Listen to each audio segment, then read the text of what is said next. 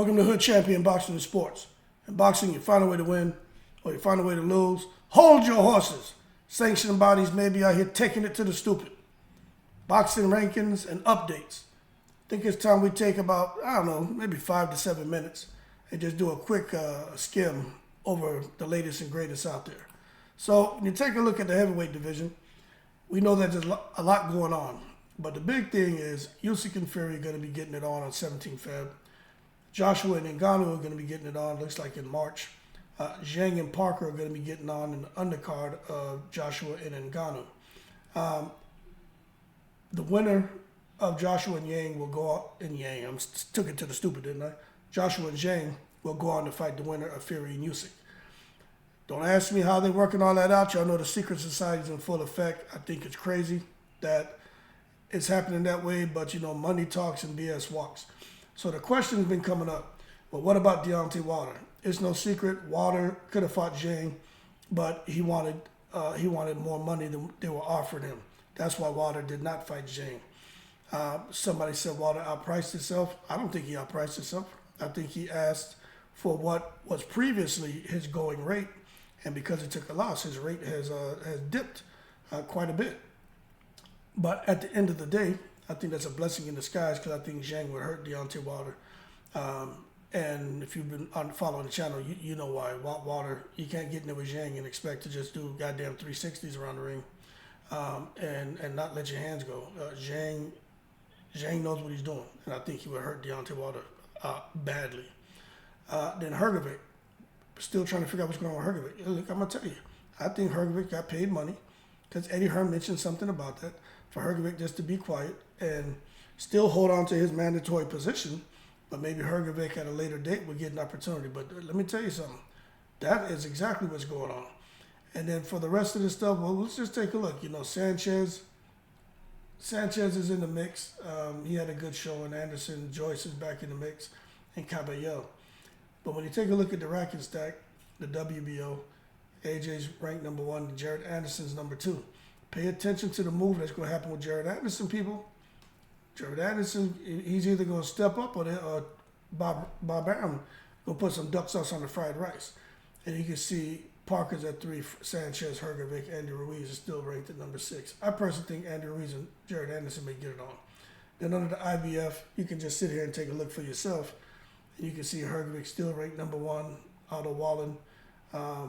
That's got to be updated. That's 15 December, 12 December. I'm sure when they make the update, Wallen's dropping off of there. And then for the WBC, Wilder will drop off. Joshua should bubble up. Arslanbek Makhmudov, he's out of there. So Frank Sanchez and AJ could be a potential fight. And for the WBA, was updated 1 Jan. You can see that you got this Alunga guy who's still bubbling around, Dubois.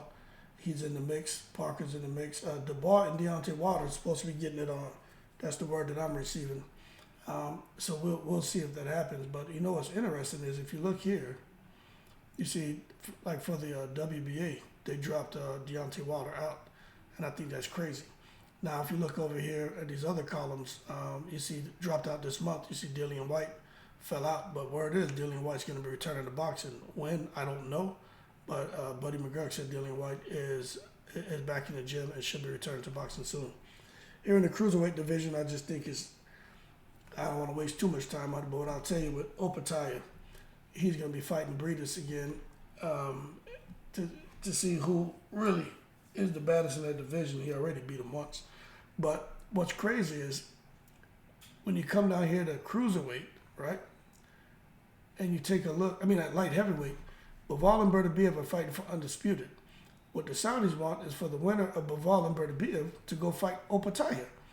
Now, I don't know if Opataya is coming down to 175 or if the winner between, excuse me, Bivol and Bertobiev have to go up to cruiserweight the challenge. But one thing we do know is with the WBO title, that they can actually go up a weight division and challenge somebody. But I'm just not really understanding what the hell is going on here. I'm gonna be honest with you. I don't understand how they plan on making that move. But anyway, they're making it. and we'll see what happens. But for 175, it's pretty interesting. You know, Caleb Smith just came out. He got tranquilized. I've still got my questions about Bernabeev. He come back testing positive and stuff. I don't care about this atypical fighting crap. Something's not right there, and that's just my opinion. Take a look at the champions, Bernabeev and Bivol. That's it. Nothing else matters. After they fight, we already know Boatsi, Aziz, nobody's getting a shot. Yardy's not going to get another opportunity because they plan on taking those guys to bubble up to cruiserweight or for Opatai. Bottom line, Opatai is fighting them. And super middleweight, probably one of the more interesting divisions because you got Canelo Alvarez who's returning to fight. Jamal Charlo is what it sounds like. You know, David Benavidez has been in a holding pattern for a long time.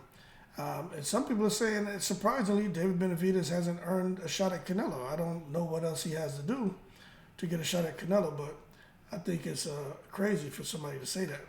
But when you just take a look across the landscape, I mean, really, what's there for Canelo?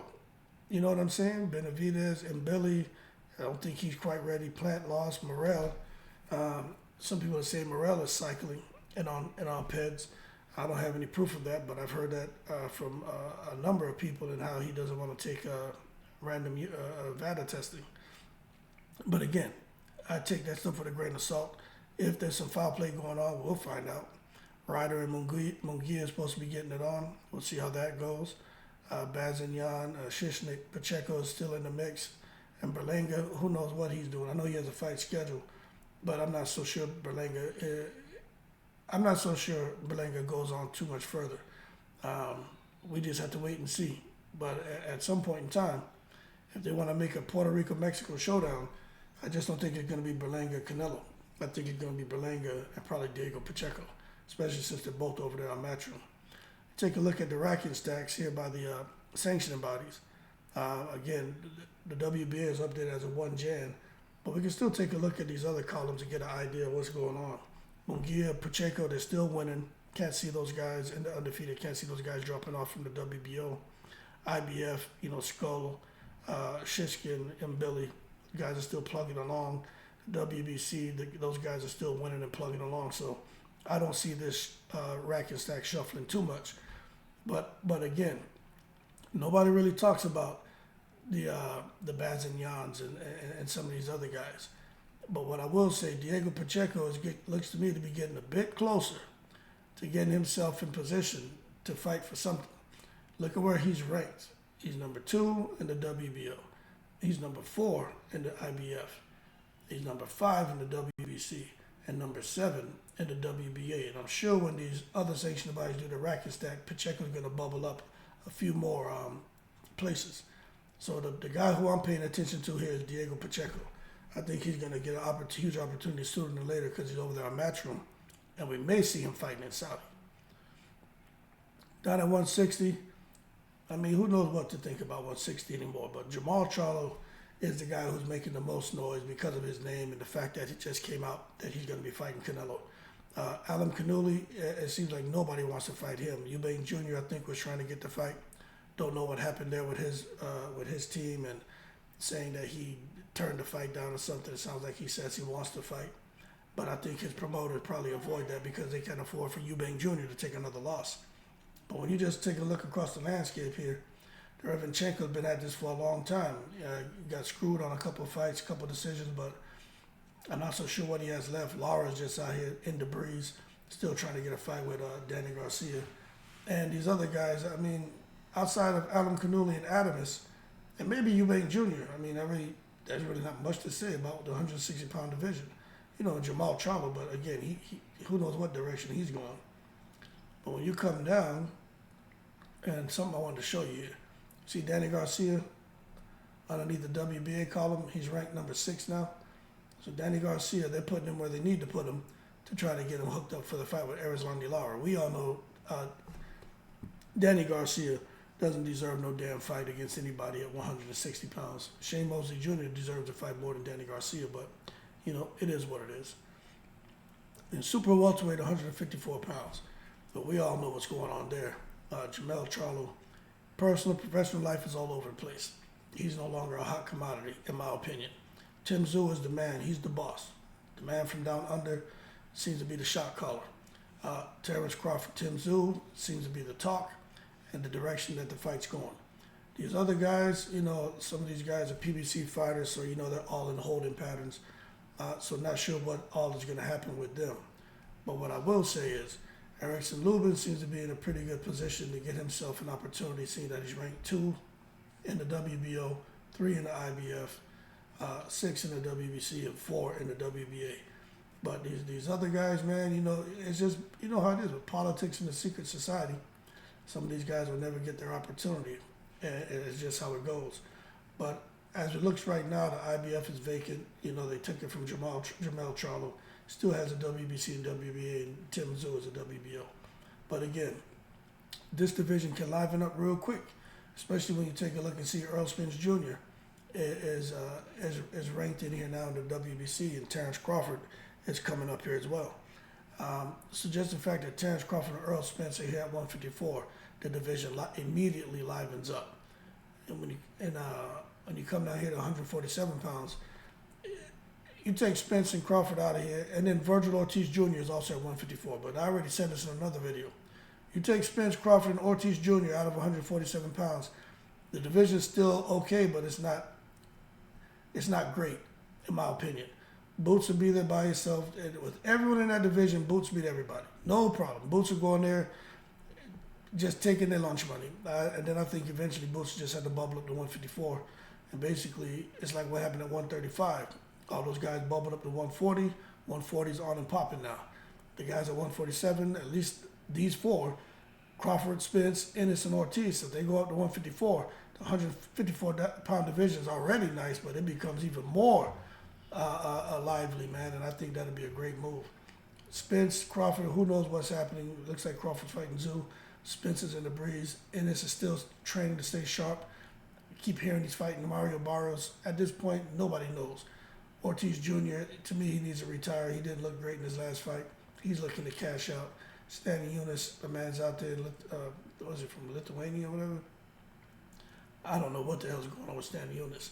And then Santian, he had one fight. He had a fight toward the end of the year that blew everybody's goddamn minds. Crowley said he was quitting boxing. Rocha took a loss. So you just don't know what's going to happen. When you take a look at the ranking stacks, I mean, it's amazing to me. As of 1 Jan, Keith Thurman is still in the mix, so I would think they got something planned for Keith Thurman to return sooner than later. Conor Benn is still bubbling around, and Conor Benn's not going nowhere because he's active, and Eddie Hearn's keeping him active. 140 pounds, I think I'll go to 135 and stop there. But at 140, very interesting. Teofimo, he's out here. I don't know if he got took a card from Kambosos and claims it's the art of war, and he's out here, moving strategically and playing with these guys' brains about whether he wants to continue boxing or not. But I'll tell you this, something's going on here. I'm going to be honest with you. I think Devin Haney's dad, Bill Haney, has just talked so much trash to keep Devin Haney's name out there and without having any true intentions on fighting these killers. I think that's what his dad's doing. He's looking for the easiest opportunities for Devin Haney. Now, don't get me wrong. Regis Prograde is not a walk in the park. But stylistically, he matches up very well with Devin Haney, and that's what we saw. Devin Haney have an easy time with a killer like Regis. But we're gonna see what Devin Haney's next move is.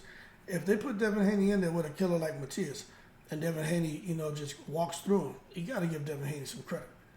But I think he deserves some credit now. But I mean, if he goes against Matias, that's not a good style matchup for Devin Haney. That's not. And if they do that, then there's absolutely no reason for anyone to sit here and still say Devin Haney's putting duck sauce on the fried rice, because Matias is no joke. Hitchens seems to be on his way. Don't know what the hell's going on with the Russell brothers. Sandor Martin, I think he just signed to Top Rank. He just signed to somebody. I just saw some news about Sandor Martin signing to someone, and Josh Taylor, he's not at 140 pounds anymore. But when you look at the racking stack, I mean, for 140 pounds, the only names being talked about here, Teofimo, Subriel, Haney, Rowley. There's another name missing. Ryan Garcia.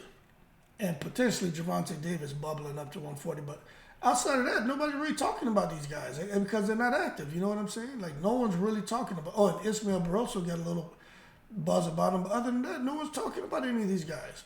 It's Ryan Garcia, Ismael Barroso, Rolly, Haney, Suber Matias, and Teofimo. That's it. A little bit of Richardson, Hitchens, but for the most part, it's just those 6 names, man. So I don't know. We'll see. We'll see what ends up happening with those guys. But 135 is a good division, man. A lot of these guys here just need to see them fight. But the biggest thing about this fight here, this division, it looks like Kambosos and Lomachenko are locked in already. Not so sure what Tank is doing. Pitbull Cruz, I don't know if he's fighting Ryan or if he's fighting Teofimo or if he's fighting Rolly. I don't know who the hell. Not Teofimo, if he's fighting Rolly or if he's fighting Ryan. I don't know what's going on. So, again, I don't really know what to say about these guys at 135, but I think Frank Martin has a huge, he may have a huge opportunity and a huge fight coming up. I saw something was posted yesterday, didn't disclose who it was, but it's supposed to be a big deal. But that's what he needs to do. He needs to win big, but at this point, I think hopefully he learned his lesson by turning down the fight with Stevenson. I get it, these guys want big money. I get it. But I think Martin can beat Stevenson. I really do. And just like I look at Stevenson turning down the opportunity for Undisputed at 135, I just think that was dumb. But nonetheless, it is what it is, man. And then I'll just show you what's going on at 130. I don't really have much to say. No one really talks about this division, but, you know, Shaky Foster's getting busy. Navarrete gets busy. Garcia gets big. All these guys are good. But Shaky Foster, man, you know, I like him a lot. The 126-pound division, Ray Vargas, Lara is a monster. Wood is a monster. But, you know, when you come down here, the super bantamweight, 122 pounds, Naoya Inoue is the man. Some people say he's pound for pound the best boxer today. You know, I don't know if I agree with that, but it looks like Inoue is supposed to be fighting Neary in a couple months. So that's great. But as far as these other names, a lot of people don't really know much about them. You got Fulton, you got Tapalas, both of them got tranquilized by Inoue. But we'll see what the future holds for the 122-pound division. And if Inoue will bubble up to 126 or even 130, but it looks like he plans on staying at 122 for a while. That being said, y'all keep cool. Shout out to the veterans, all 7 continents. Saudis are in full effect. The money's out there. We just got to wait and see who Prince Al-Sheikh wants to have over in the kingdom. Maybe he can get some of these guys active and get them some good paydays. But at the end of the day, when it comes to this shit, when you look at these racking stacks, I can't help but wonder how some of these guys get into these positions they're in. And, you know, it makes me think about those articles I read where the promoters were paying the sanctioning bodies to have their guys ranked. And I can't help but when I look at these racking stacks to think some of these guys are in these positions because the promoters got deep pockets and paid to get them put in those positions and pay for their opportunities. That being said, y'all keep cool. I'm in the breeze.